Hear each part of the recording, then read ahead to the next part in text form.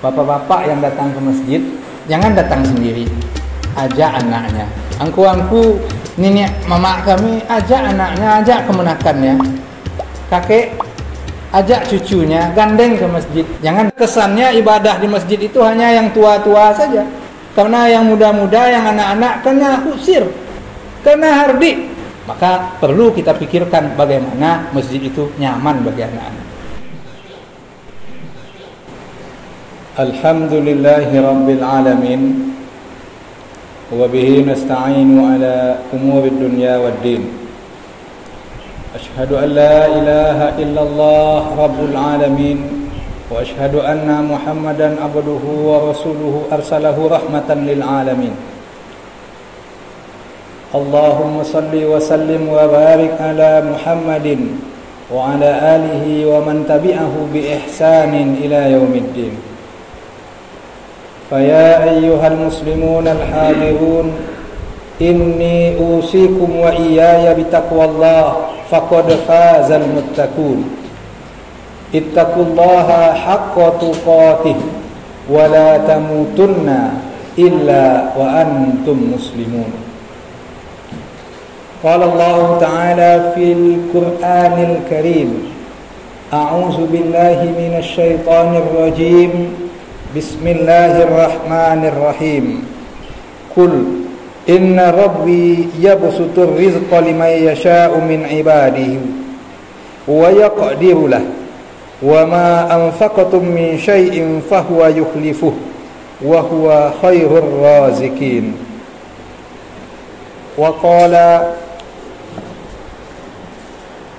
وَلْيَخْشَى الَّذِينَ لَوْ تَرَكُوا مِنْ خَلْفِهِمْ ذُرِّيَّةً ضِعَافًا خَافُوا عَلَيْهِمْ فَلْيَتَّقُوا اللَّهَ وَلْيَقُولُوا قَوْلًا سَدِيدًا. Shadaqallahul azim.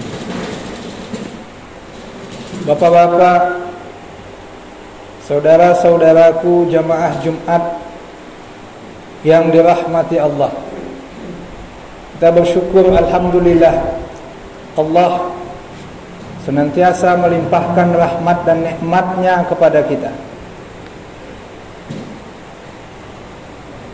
Patut kita syukuri nikmat terbesar, di antaranya adalah nikmat iman, nikmat berislam, nikmat yang kita terima melalui ajaran yang disampaikan oleh baginda Rasulullah sallallahu alaihi wasallam. Semoga kita tetap istiqamah dalam keimanan kita, istiqamah dalam keislaman kita. Kemudian selawat dan salam dengan mengucapkan Allahumma salli ala Muhammad wa ala ali Muhammad. Melalui baginda Rasulullah Allah turunkan ajaran agar kita jadikan pedoman, agar kita jadikan tuntunan, agar kita jadikan sebagai jalan hidup yang akan menuntun kita. Betapa nikmat dengan diutusnya baginda Rasulullah, kita bisa hidup dengan terang benderang, jauh dari kemusyrikan, jauh dari kegelapan alam pikiran sebagaimana gelapnya pikiran orang zaman jahiliyah waktu itu. Beberapa waktu yang lalu kita sudah memperingati peringatan Maulid Nabi. Hendaknya peringatan Maulid Nabi itu tidak berlalu begitu saja, bukan hanya sekedar seremonial tahunan, tetapi juga memberi peringatan kepada kita bahwa baginda Rasulullah juga adalah nikmat terbesar bagi kita melalui ajaran yang disampaikannya kepada kita. Sebagai kewajiban khatib berwasiat kepada kita agar kita senantiasa bertakwa kepada Allah. Kita tingkatkan ketakwaan itu dari hari ke hari, dari waktu ke waktu. Karena dengan takwa yang didasari dengan iman dan ikhlas kita menjalankan syariat, insya Allah kita selamat hidup di dunia dengan segala macam tantangan. Insya Allah kita selamat menuju kehidupan akhirat yang kekal abadi. Jemaah Jumat yang dirahmati Allah,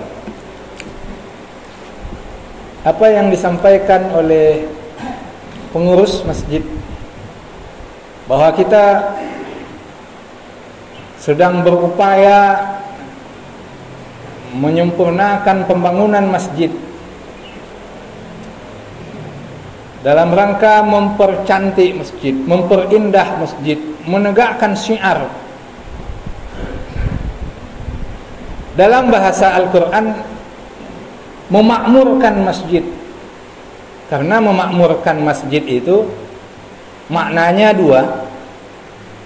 Pertama, secara lahir membangun masjid.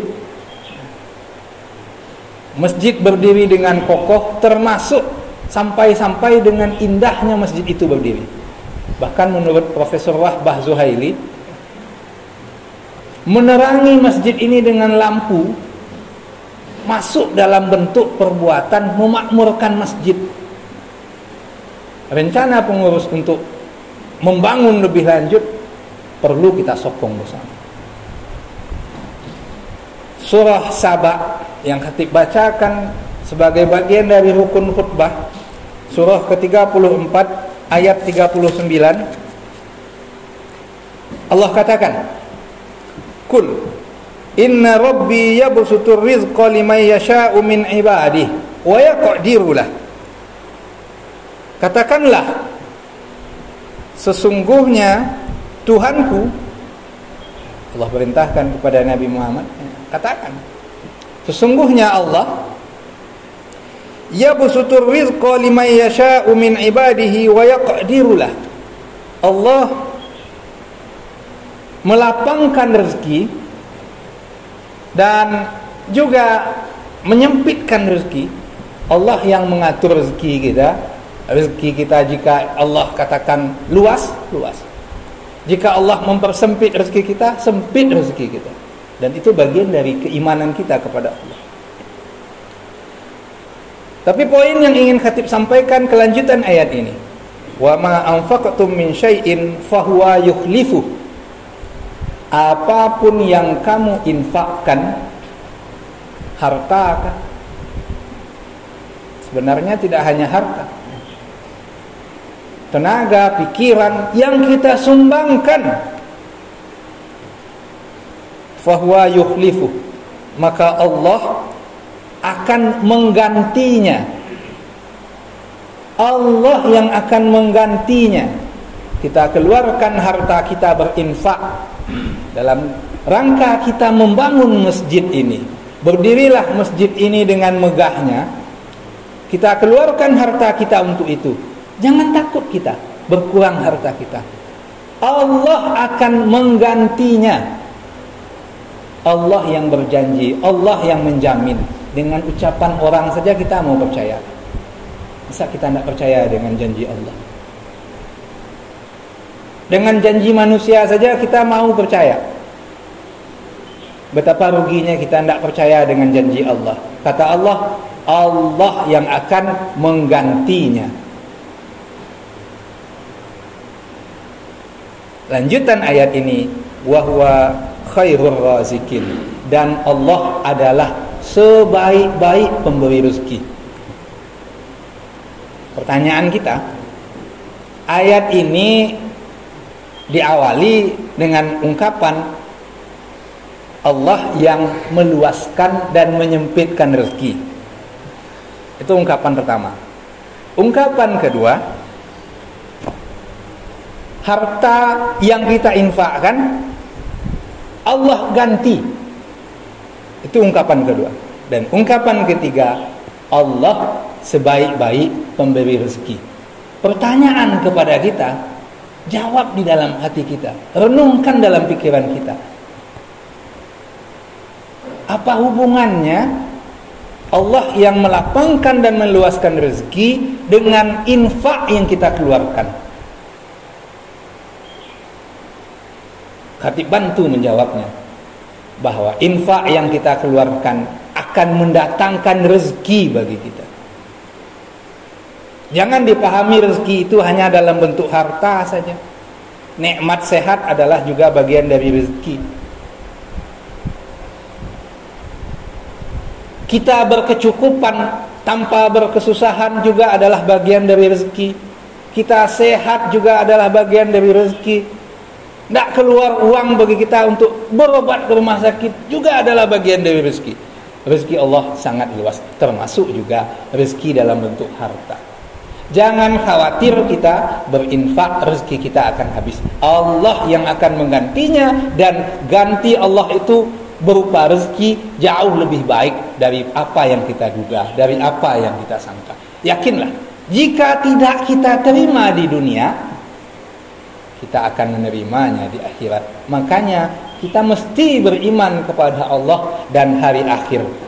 Apapun akan dibalas oleh Allah. Kalau tidak di dunia ini, tentunya di akhirat dalam bentuk ganjaran pahala. Itu pertama. Kedua, ada hadis dari baginda Rasulullah SAW mengatakan, "Man bana masjidan," siapapun yang ikut membangun masjid, siapapun yang membangun masjid, syaratnya ada. Apa syaratnya? Ya betaghi bihi wajh Allah. Syaratnya dia ikhlas karena Allah. Ikhlas karena Allah.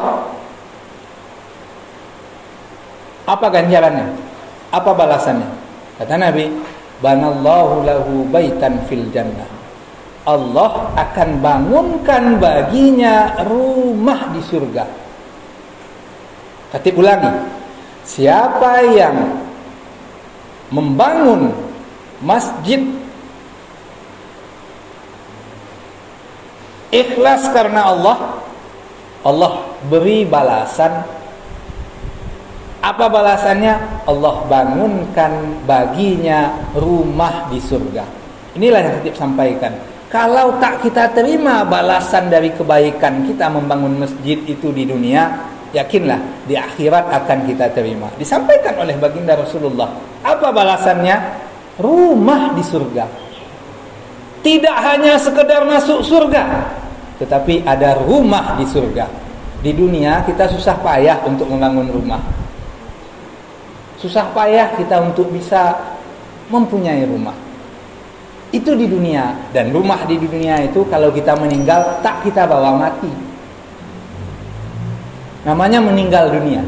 Semua dunia dan segala isinya kita tinggalkan, termasuk rumah. Tapi jangan khawatir kita. Ada rumah di surga bagi kita yang mau ikut berpartisipasi membangun masjid Allah. Nabi yang mengatakan itu. Ganjarannya tidak tanggung-tanggung, tidak sekedar masuk surga, tapi ada rumah di surga. Semoga tergerak kita untuk ikut berpartisipasi membangun masjid, sehingga berdirilah masjid ini dengan megahnya. Kemudian tentunya pembangunan masjid itu juga tidak hanya sekedar membangun fisiknya saja.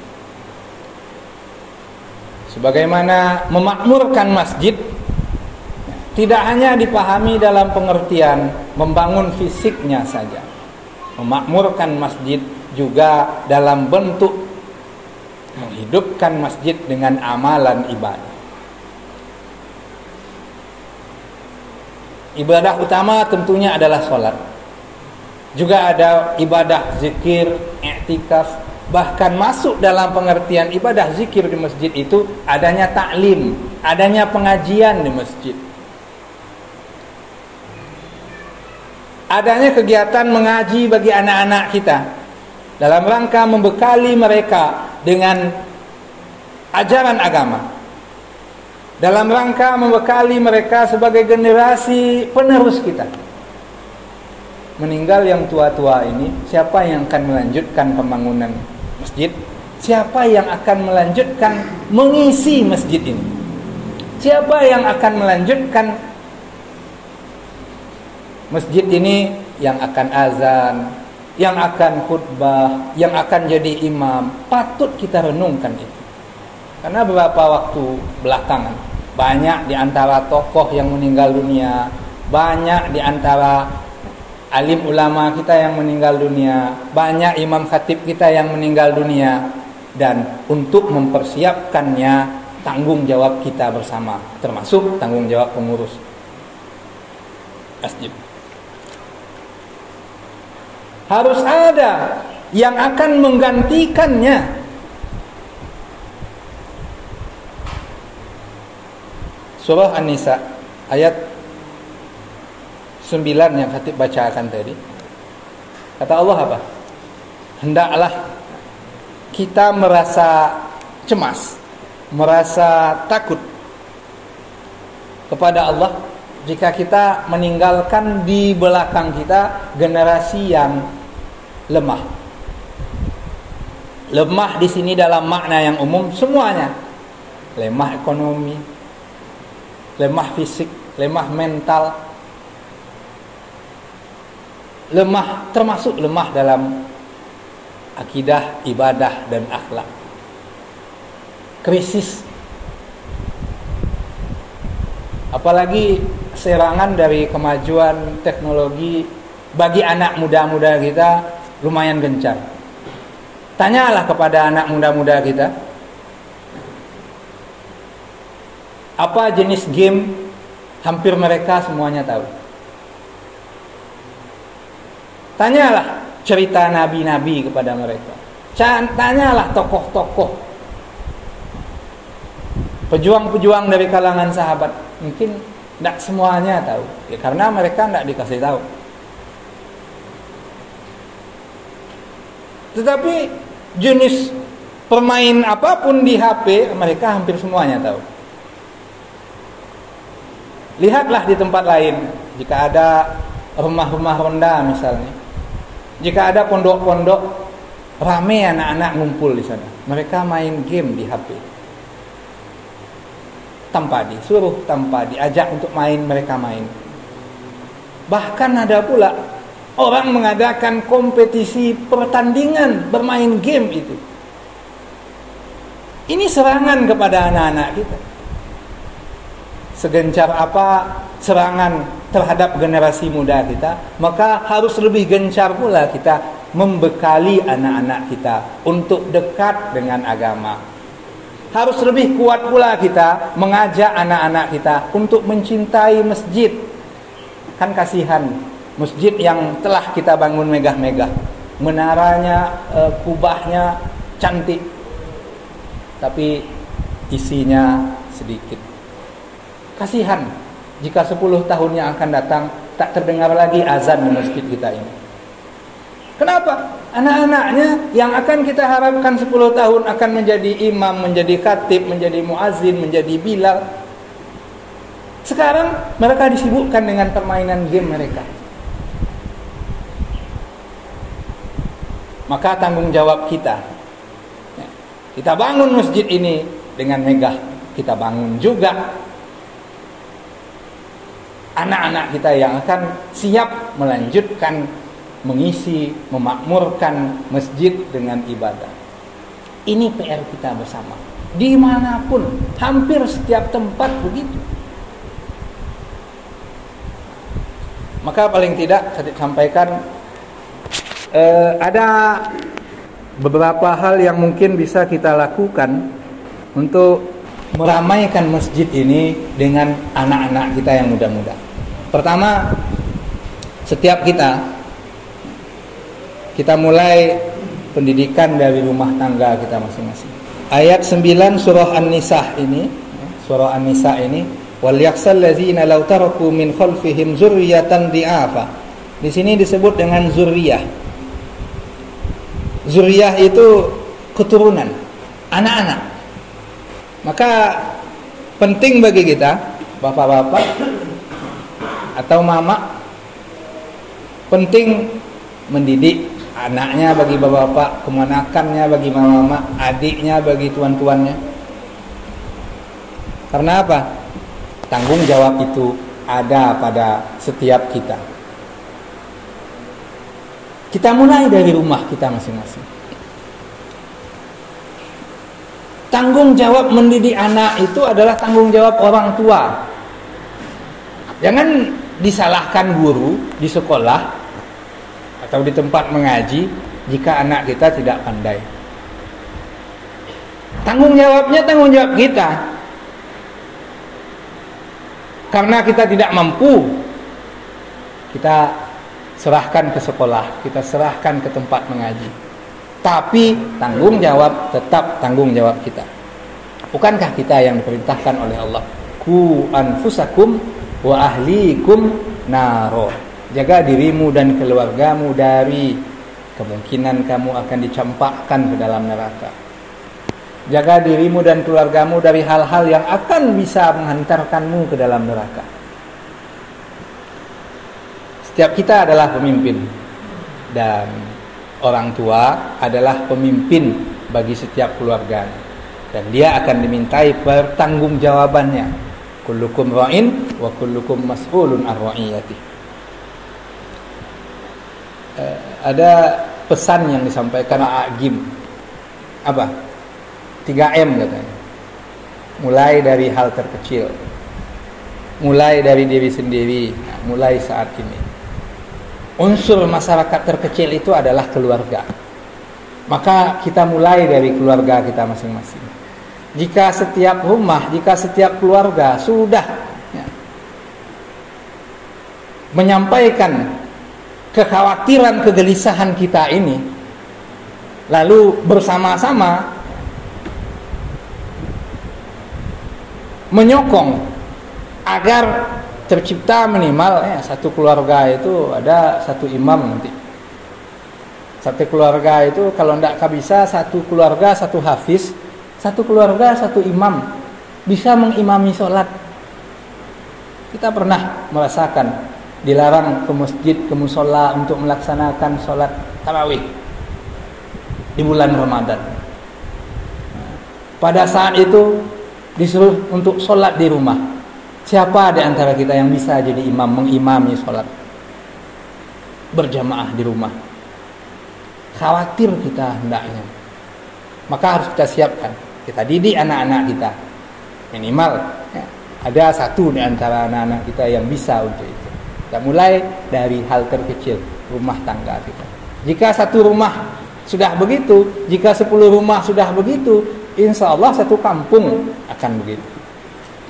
Itu yang pertama, mulai pendidikan dari rumah kita masing-masing. Yang kedua, kita ajak anak-anak kita untuk cinta masjid sejak dini. Bapak-bapak yang datang ke masjid, jangan datang sendiri, ajak anaknya. Angku-angku, nenek mama kami ajak anaknya, ajak kemenakannya. Kakek ajak cucunya, gandeng ke masjid. Filosofi mengajak itu bagaikan orang memandikan kuda, bukan bagai orang memandikan beruk. Bagaimana orang memandikan kuda? Kuda disuruh masuk ke sungai, tuannya juga ikut ke sungai. Bukan macam orang mandikan beruk, mandikan monyet. Monyet dimasukkan ke sungai, yang tuannya tetap di luar, nak masuk ke dalam. Akhirnya apa? Monyet keluar. Kalau kita suruh anak kita mengaji, kita tak mengaji, tidak akan berhasil. Kita suruh anak kita sholat, datang ke masjid, kita tak ke masjid, tak berhasil. Atau sebaliknya, kita aja yang datang ke masjid, anak-anak tak kita bawa. Habis kita, habis generasi kita, habis pula masjid. Maka penting bagi kita mengajak anak-anak kita ke masjid. Itu yang kedua. Yang ketiga,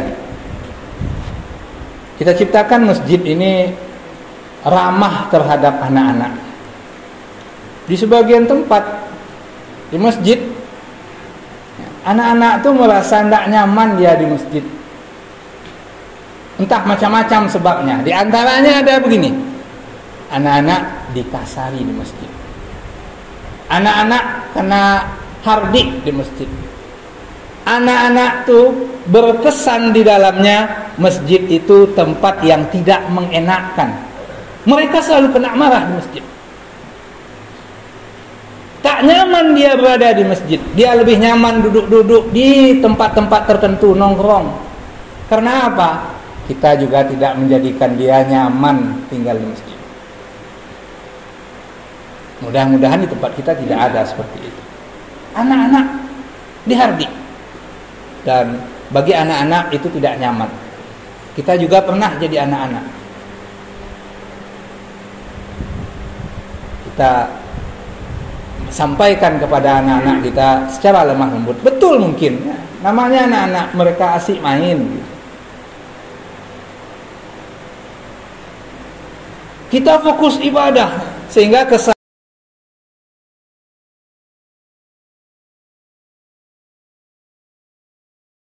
ibadah di masjid itu hanya yang tua-tua saja.